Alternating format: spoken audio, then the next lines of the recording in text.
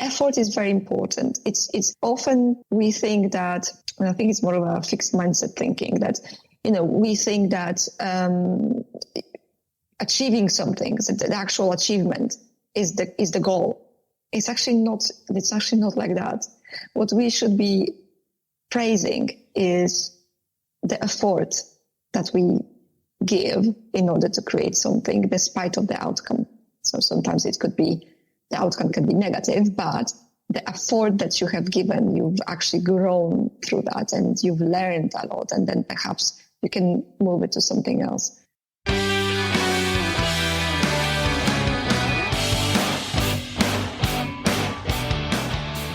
Welcome to the Inner Game of Change, the podcast that explores the evolving landscape of change management, leadership, and transformation.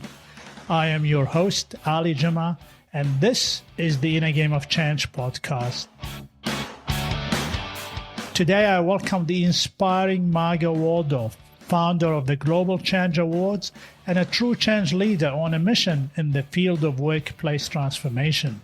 As the CEO of the Global Change Awards and director at Change Ready Workplace, Margo is a passionate advocate for making change a skill that everyone can master. Her work is reshaping the way organizations approach change management and leadership.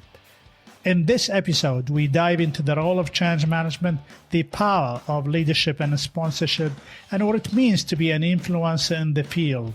We explore the critical topic of making an impact, offering insights and inspiration for expert change managers, those new to the profession, and anyone considering a career focused on meaningful work and driving real transformation.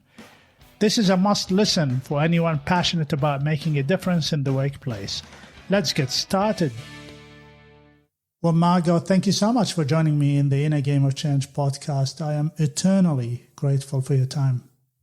Thank you. Thank you so much for the invitation. I'm equally very happy to be here today and talk to you about change. Thank you so much.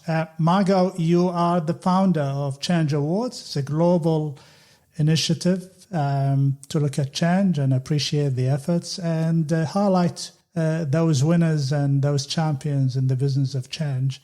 Talk to me about the background story. Oh, yes. A long background story, but I'm based in the UK.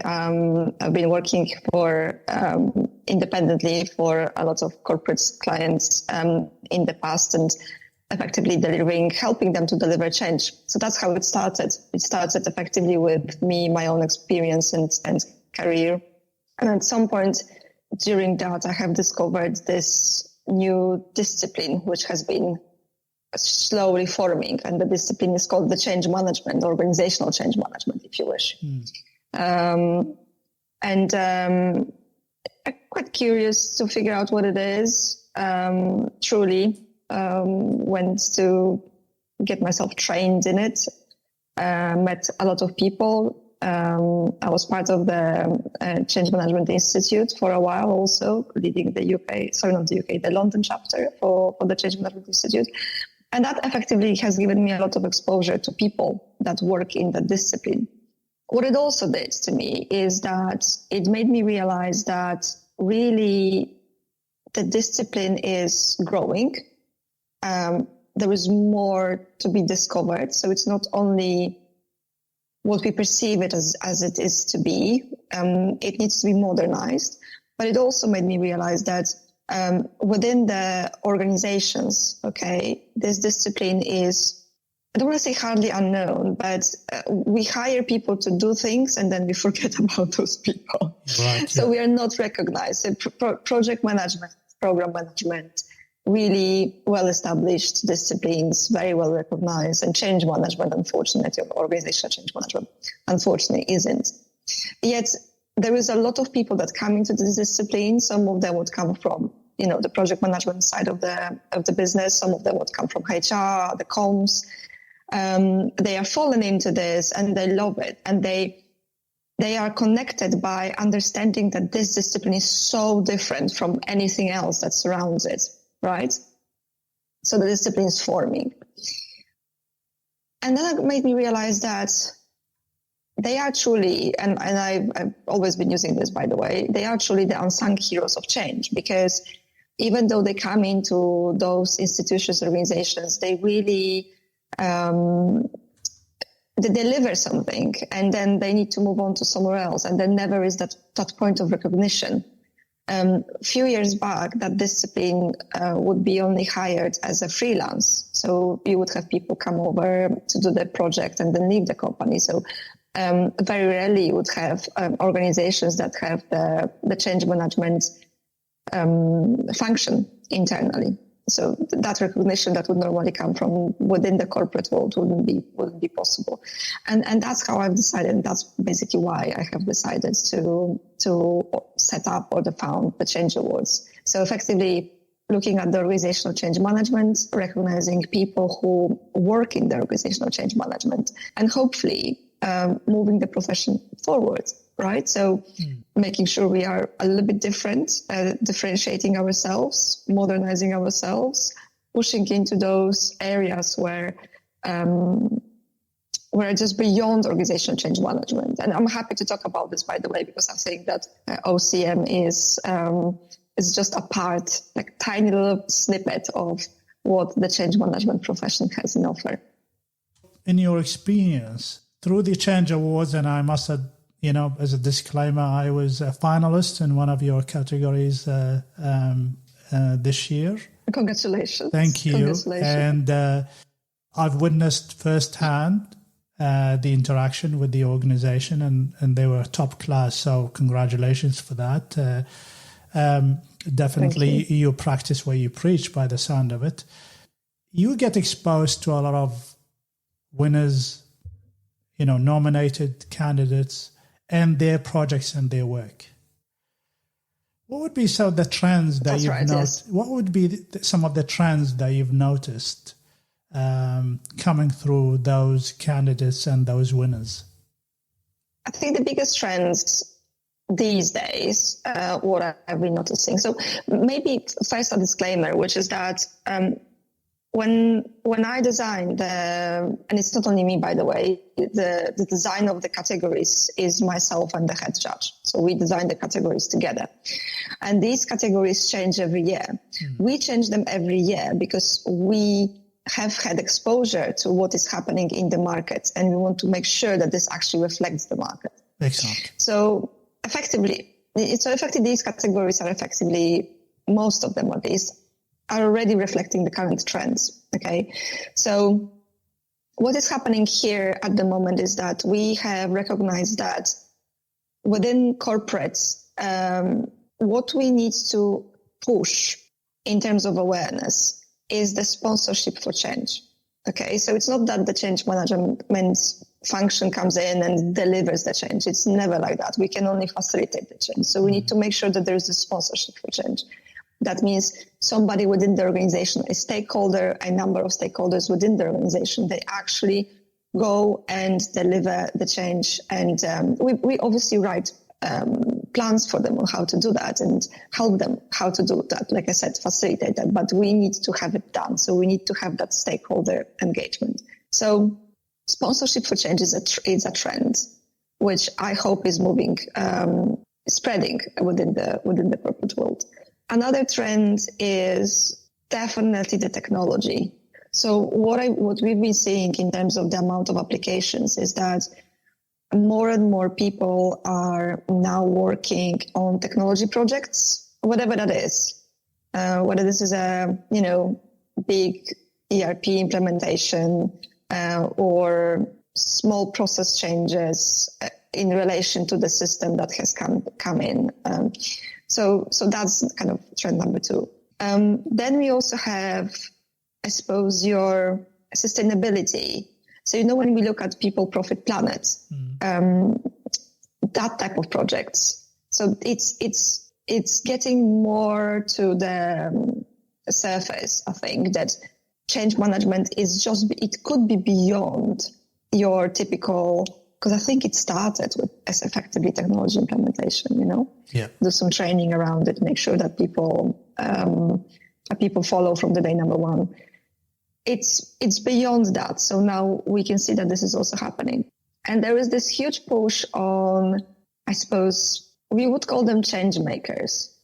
So people or organizations who have discovered that there is a need to drive positive change, but, and they realize that they wanted to do something about it. So that is, I suppose, additional, the third trend, which is that change makers discovered something new and they have decided to do something about it. So that again links a little bit to that people, profit, planet type of strategy. But I would say these are the biggest trends.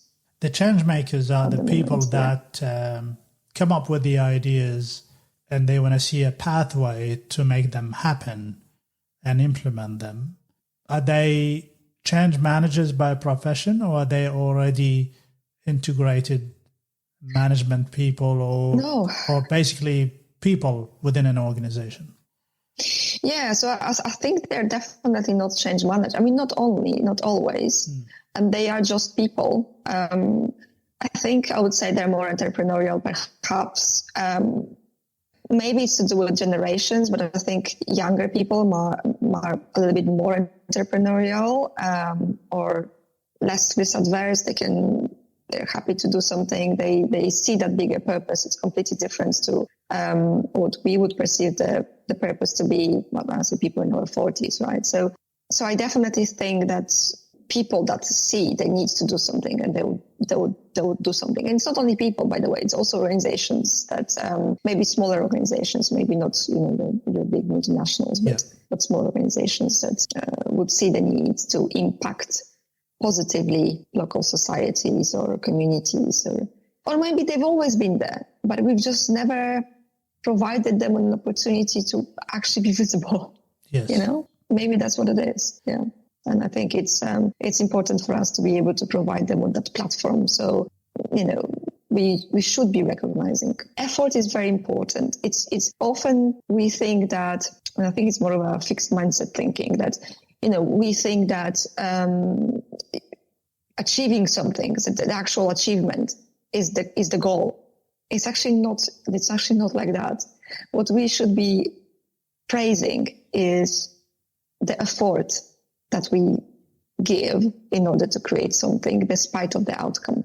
So sometimes the outcome can be negative, but the effort that you have given, you've actually grown through that and you've learned a lot, and then perhaps you can move it to something else. So that's my point of view, though. I want to share with you a story related to what you're talking about. When I started running marathons, I thought the finish line was the most important thing. And that was 8-9 years ago. And so I'll finish a marathon and I'm thinking that is it. I finished the marathon. So the finish line was the one that I was after. So one of the lessons that I've learned over the years, Margo, is that the essence of the marathon is not, apart from the effort, you need to make the effort, is not the finish line, is the person you become after the finish line. And then so when I think about projects or change, yes, effort is important, but I would like to know who you become after 6 to 12 months or even more than that running a project. Because only I will be very interested in you as a professional and your development and what you've learned throughout this particular process, not that we finished a project and we moved on. Is that what you are actually referring to? Yes, exactly. Exactly, that's what I'm referring to. Because, sure, it's very important to pause and to reflect. And I think that's what Change the World is about, right? You can pause and reflect on what you have achieved over the last year or 5 years, right? But the efforts, the learning, everything that has led to the outcome, like I said, regardless of what the outcome is the thing that's the most important. So using your analogy, I'll give you my story. So I am not a marathon runner. Frankly, I'm very bad at running. And I have this app on my phone, and I've had it on my phone for, I don't know, the last 10 years probably, which is very embarrassing. It's called Coach to 5K. Okay. So this is the app that teaches you how to run 5K. And every so often I would go on the treadmill, and every so often I would switch on the app. And it's very easy, by the way. You're supposed to run, I think, 3 days per week. It's built literally foolproof. It's built to allow you to learn your body to adjust in time and learn to run the 5K regardless of your pace. Okay. Yeah. So you could be running 5K in 45 minutes or an hour. It doesn't matter. So every so often I do that.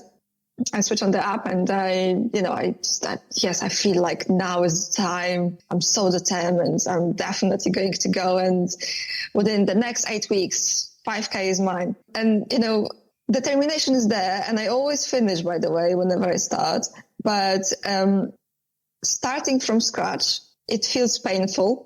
During this whole running half an hour on the treadmill, or 35 minutes on the treadmill, maybe the first week is painful. The second week, you realize that the actual act of running is what is liberating.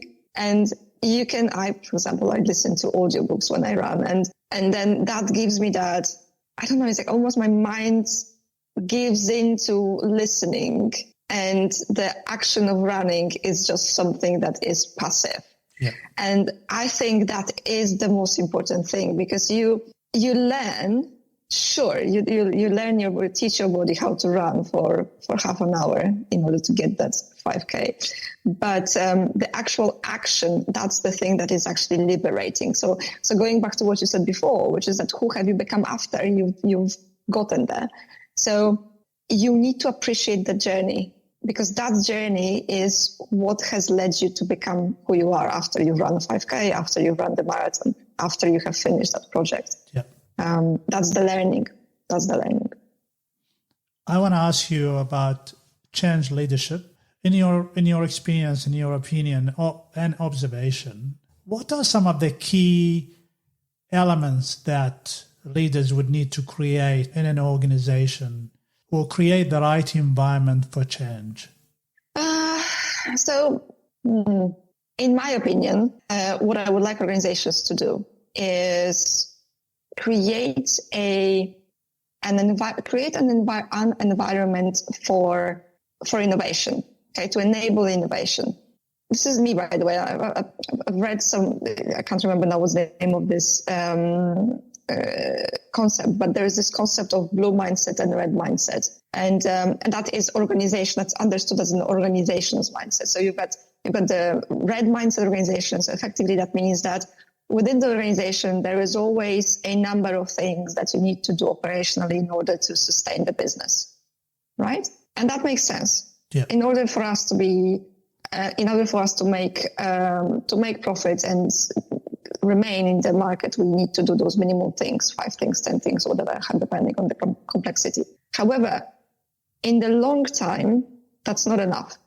We have plenty of examples of organizations which have just stuck in this red mindset.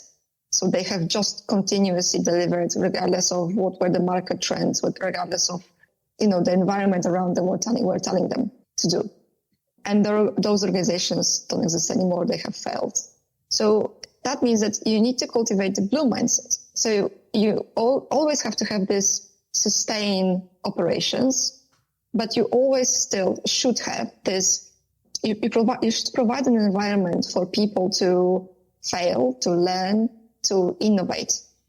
And I think that is what the change management allows. So change management for me is not necessarily only about helping organizations when the project comes in and, providing the training, making sure that people know what's going on for them at whatever the right time. It's also about helping leaders to understand that they need to create the right environment to make the change possible, whatever the change is. So they need to source the ideas from within the organization in order to move the organizations out of the red mindset into the blue mindset and implement those projects or implement those mini projects or mini processes or whatever it is. Many reasons behind that. Obviously, one of the reasons is that people are more motivated because they feel that they have a lot of control over what they do.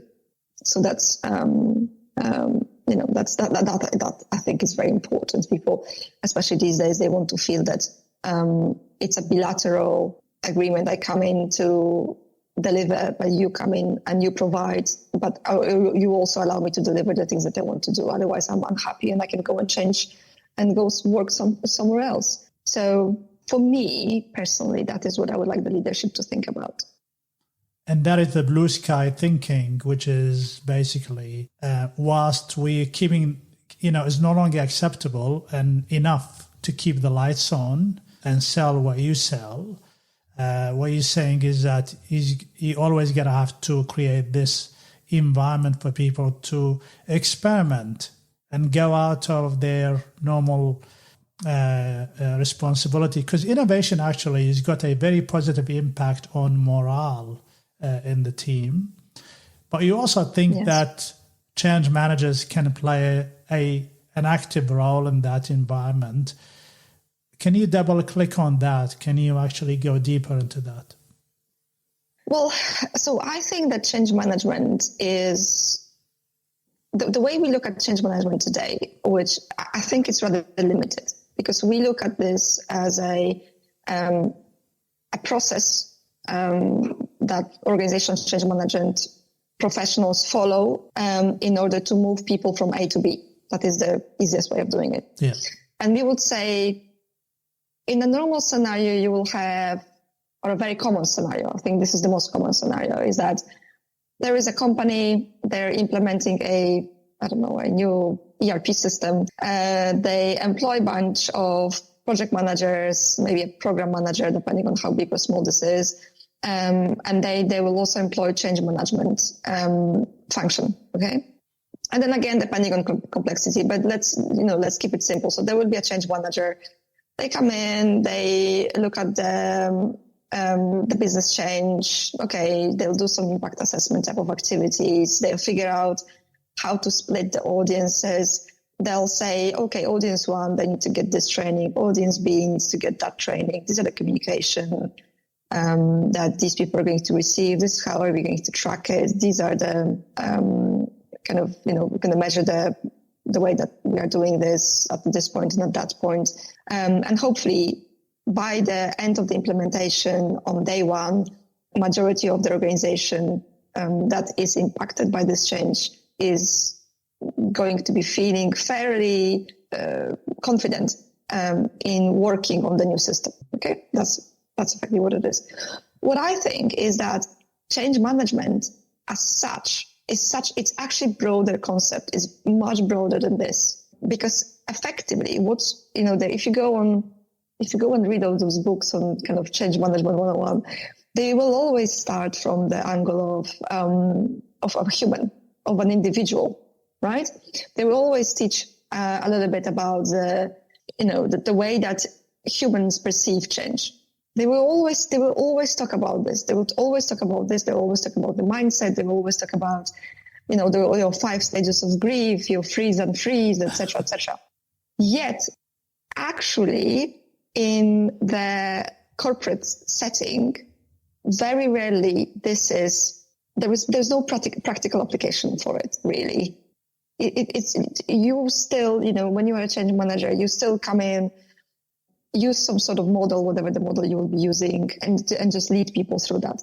So my point is that organization change management, or change management, if you wish, is a broader concept and should be considered as a broader concept. Should be including that human side of change, your personal change, which we should be talking about more, should be also including the innovation part of it, because change always is a starter for innovation, whatever the innovation is. So how do we affect that individual within the workplace?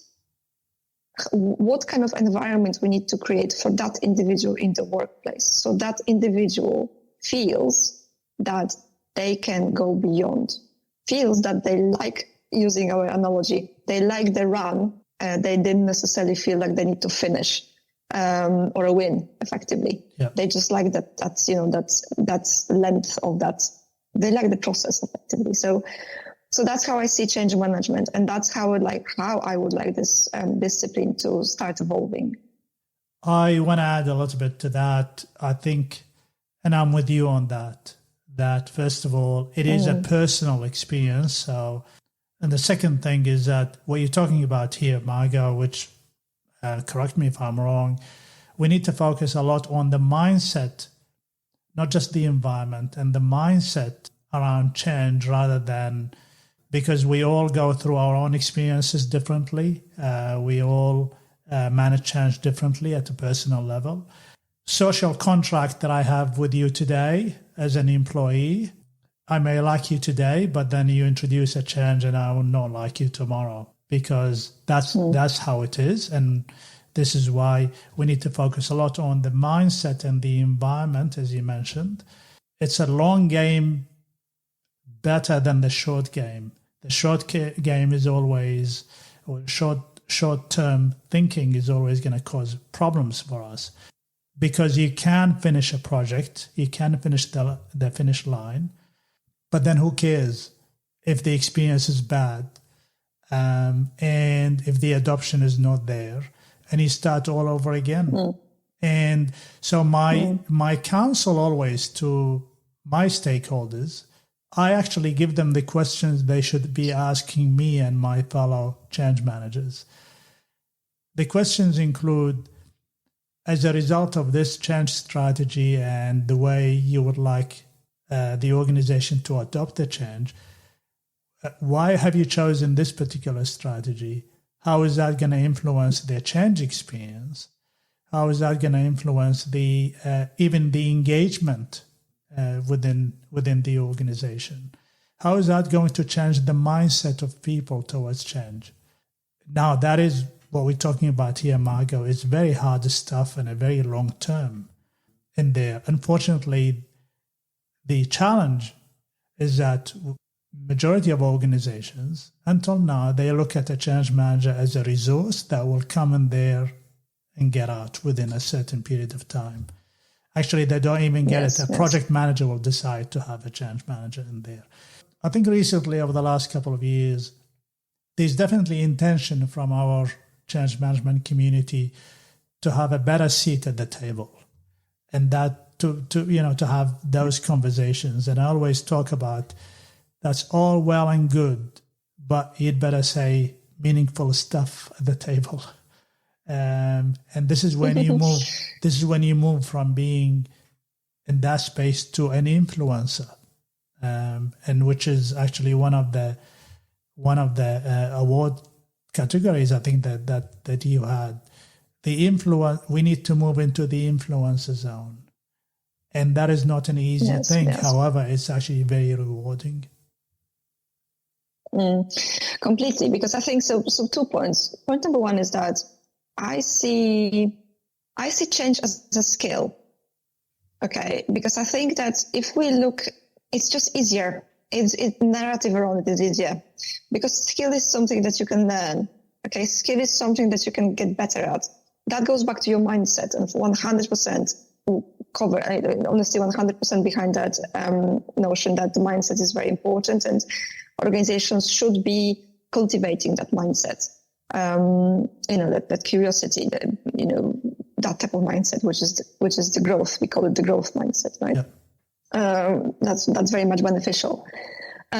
We, as a change management profession, and particularly, I think that I'll tell you what I think. I would prefer, or I would like to see the bodies of knowledge who define the standard for change management profession to actually be more changing and cultivating change and more modernizing.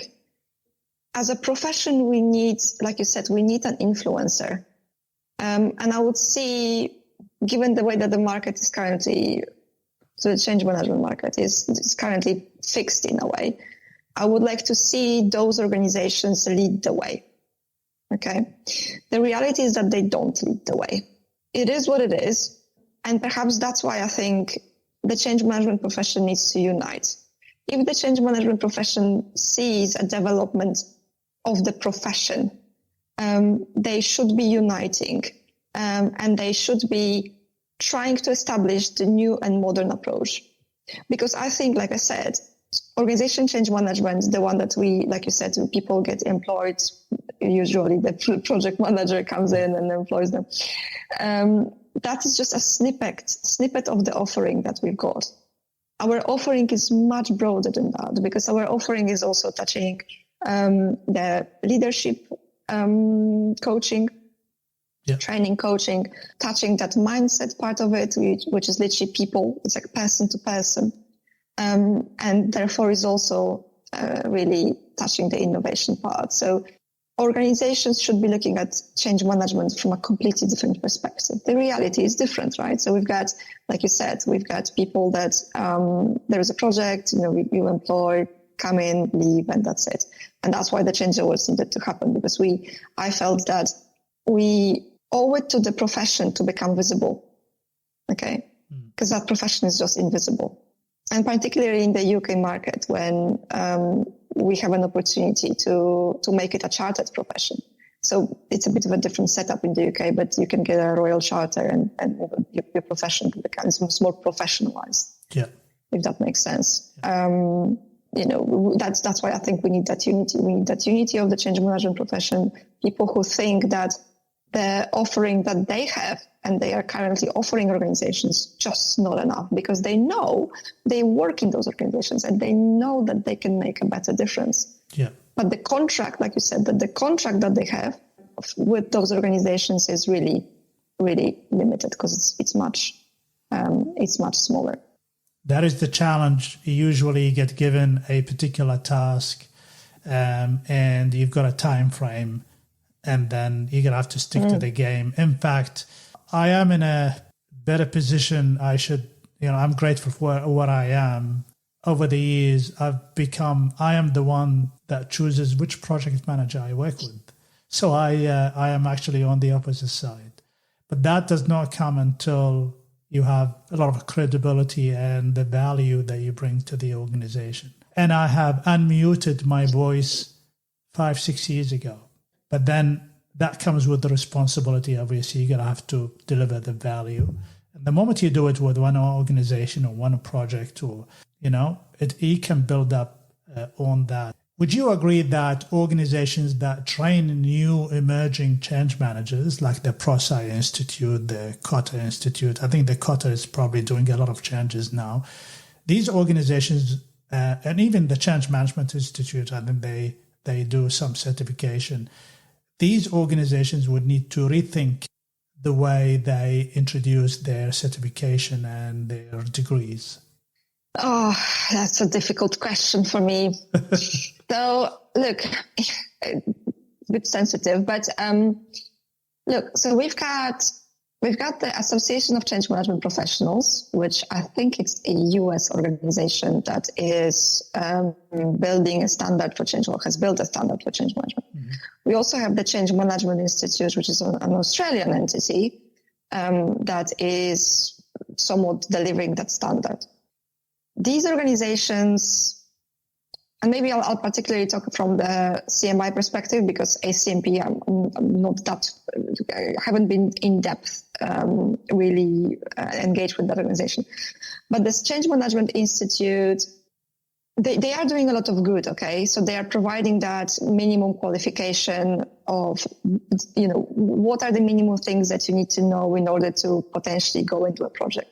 We know for a fact that 80% of the skill is, learned by doing in an actual environment. 20% is probably by reading something, yes, yeah. or learning from somebody else.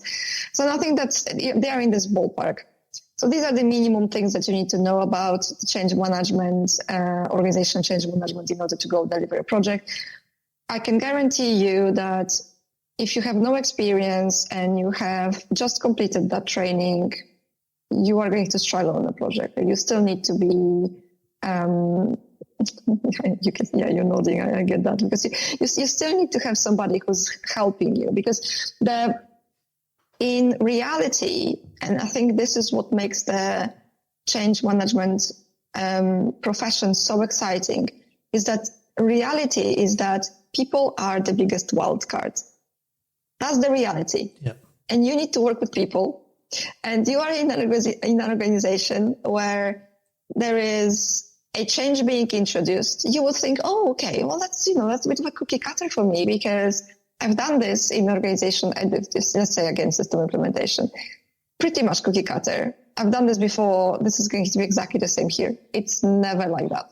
No. And that's why this makes the organization, this makes the change management profession and work really, really exciting, because every time there is something different, because you still need to be operating within the environments that is built by people, because every single organization is built by people and with people, and it's filled with people. Look, and all of these organizations on the other side, the Change Management Institute, ACMP, ProSite, COTA, they are commercial entities.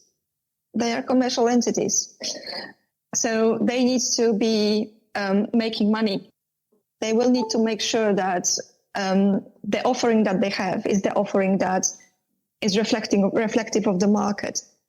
I would love them to stretch. And I know that some of them are stretching, by the way. So I know that they are building new offering to make sure. Yeah, exactly. So they are making sure. And we've got, as with anything in life, it takes time. Unfortunately, and this goes back to, I suppose, the environment that we sit in at the moment. Change is really fast. So sometimes when you are developing a concept, after it's developed and reviewed again and developed again and tweaked, etc., and then implemented to the market for the betterment of the change management profession development, if you wish, sometimes it's already obsolete. Yeah. Because the world has moved on so quickly. So unfortunately, some things you cannot change, but we still need those organizations to drive that standard. And like I said before, ideally in the UK market, we need that unity behind the profession that would allow us to create that chartered status for the profession. Looking for new unity, Margo, you've got my voice anyway behind you, so I can support as much as I can. I really like the idea that the wild card is the people, and that is a tricky part as well. I know that the COTA Institute, and the ProSci, I'm involved with both, and I know that, they continuously think about better ways. Look, personally, I do not have any problem with the framework. I do have a problem that we think people would need to fit within a framework, and that's not always the case. Knowledge is important, but the application is a different game. But certainly knowledge is important. There's no doubt about that as well. When I say organizations, the education organizations would need to rethink, doesn't mean that they are doing a bad job. But the world is moving very fast, as you mentioned. And similar to you, you're running the Change Awards. You're changing the types of awards and the categories based on what the market, what's happening in the market. So you're already responding to the market forces in there, and that's how you run this particular initiative, which is basically, what other organizations would need to do. But you are right; they are commercial entities. It's like a university. Universities now, in the age of AI, would need to rethink their offerings and going forward. Otherwise, they'll become obsolete because the technology will take over. So I am aware of the time. I am thoroughly enjoying this conversation. You made me think about a couple of other things that I haven't really thought about. Final question to you. What does success mean to you when it comes to change management?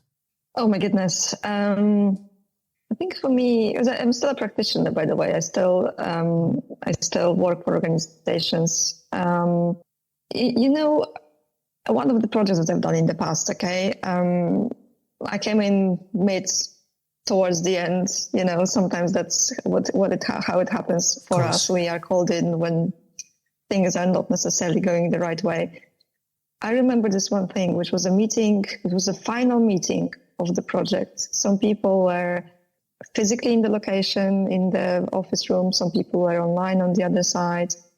And we had that final thank you and a bit of gratefulness from the leadership. We had donuts on the table, that type of situation. People had other bits and cakes and everything on the other side. And there was one thing that really stuck in my mind. There was this gentleman who suddenly clapped his hands and said, okay, we are ready for the new one.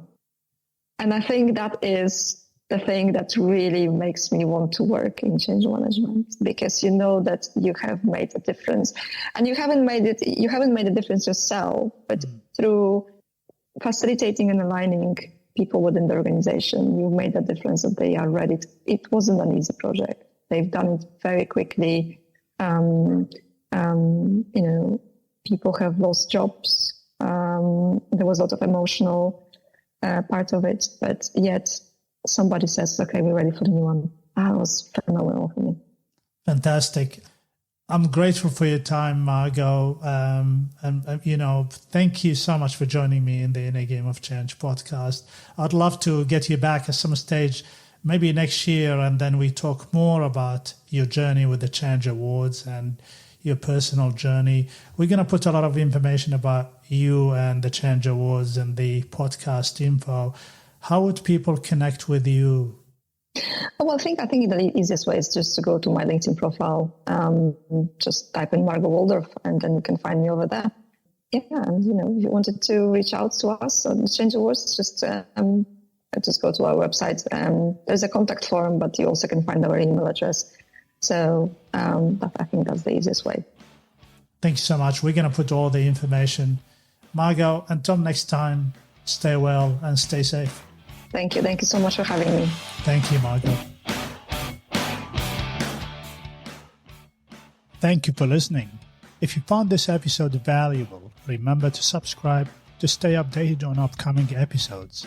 Your support is truly appreciated. And by sharing this podcast with your colleagues, friends, and fellow change practitioners, it can help me reach even more individuals and professionals who can benefit from these discussions. Remember, and in my opinion, change is an enduring force, and you will only have a measure of certainty and control when you embrace it. Until next time, thank you for being part of the Inner Game of Change community. I am Ali Juma, and this is the Inner Game of Change podcast.